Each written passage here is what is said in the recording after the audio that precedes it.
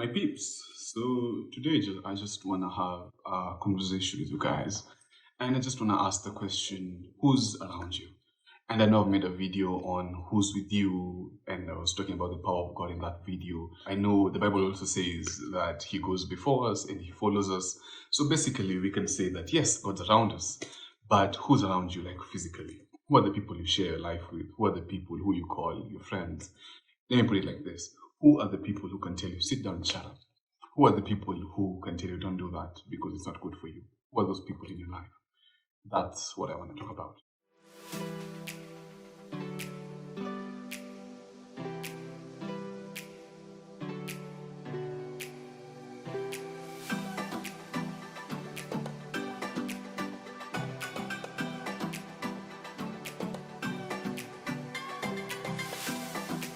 The truth of the matter is, we all have some blind spots in our character, in our feelings, in how we make decisions that you need people to once in a while to tell us, don't do that, that's not good for you. Don't make that phone call when you're angry because it will mess up things. Don't say that, that's not the kind of person you are. We all need those people. And I know you're private like that. I know you don't want people in your business like that. But sis, the Christian walk was never to be done alone. Because if Jesus, who was fully man, yes, but also fully God, like the one person who has ever walked on this earth, who could actually do it on his own, by himself, that same person was like, let me get this 12 other dudes and let me do life with them. And if that was Jesus Christ, the Jesus Christ, like, who are you? Who?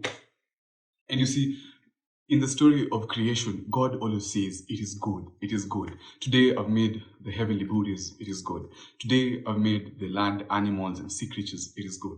But the first time he actually said it's not good was when he said it's not good for man to be alone. And I know you've heard this verse in the context of being booed up and getting married, I know. But Paul categorically said, you don't have to be married. You don't need to be married. Yes, it's important. Yes, it's cute, but you don't need to be in this union. Actually, he went further and said that if you can't contain yourself like that, then maybe, and only maybe then, should you get into the covenant that allows you to express yourself sexually. Like that. So what was God alluding to when he said it is not good for man to be alone? Easy. Community. The Bible says two are better than one. It also goes on to say that just as iron sharpens iron, so does a man sharpen his neighbor. So yes, the Bible is like, you need community, the right community. And the right community is godly community. And I know we were all chilled, we were all okay when I was like, you need friends around you. And you probably picture the people who you're clubbing with and you're like, hey. I know it sucks, but the truth is, not everyone should have unrestricted access to you because it's not necessarily about how tight you are with them, it's about how tight they are with God. Like for me, I have friends who you might not even talk for about a month or two, but there's no major life decision that I make without them.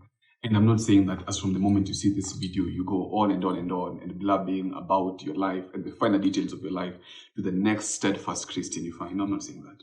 I know you need to be close with a person for you to be vulnerable to them like that.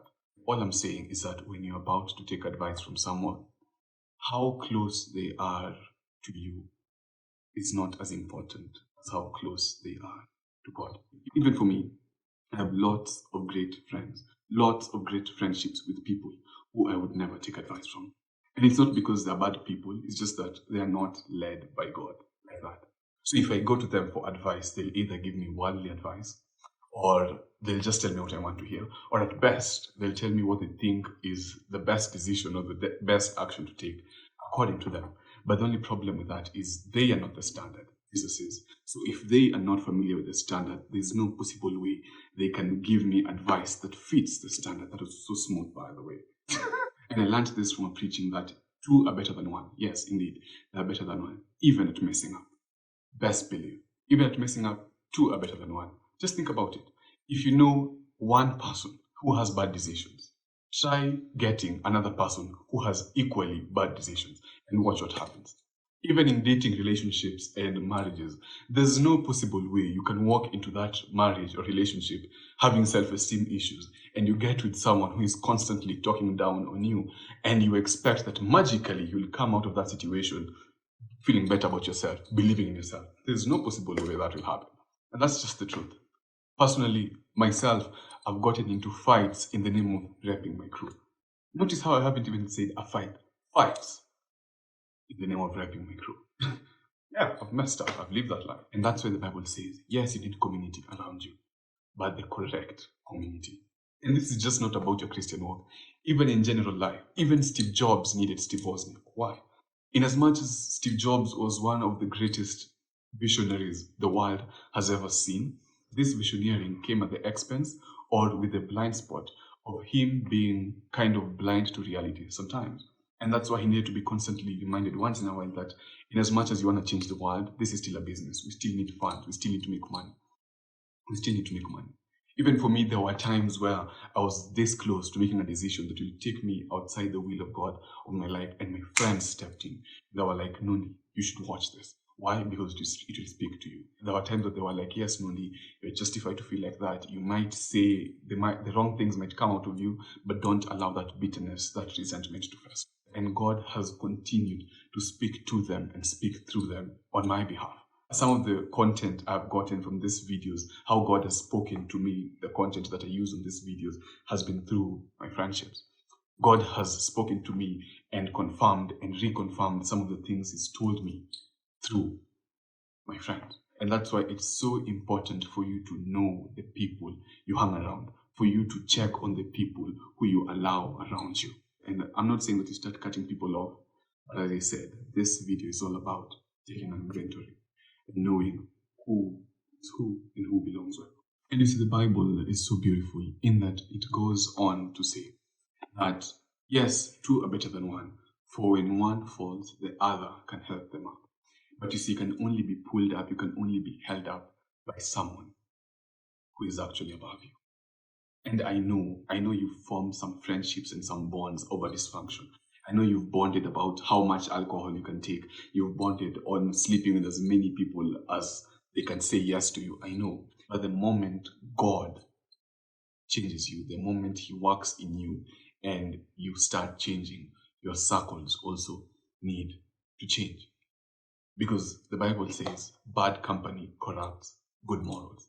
I love how Paul says it so well. Like, don't be deceived. Like, bro, don't play yourself. For bad company, for sure, corrupts good morals. Don't lie to yourself, but it's three birds of a feather don't flock together. And I know they don't flock together, but your friends and the people you hang around the most, let me not even say your friends, the people you hang around the most, the people you allow to pour into your life the most, they have a way of influencing the kind of things you can do and the kind of person you can be.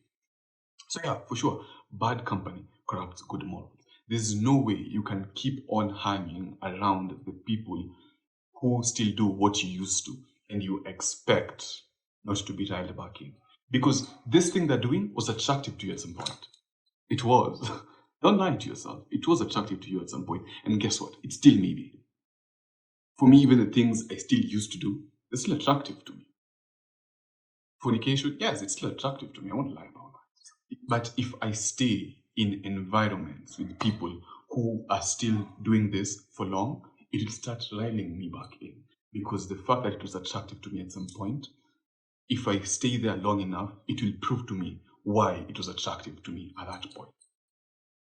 So as I end, all I want is just for you to take an inventory, as I said, who belongs where and who belongs in your life and in what capacity. As I end, I just want to leave you with this. Jesus healed a paralyzed man because of his friend's faith. And you think who you hang out with doesn't matter? You think who you hang out with doesn't matter? Because Proverbs 13:20 says otherwise. Look it up.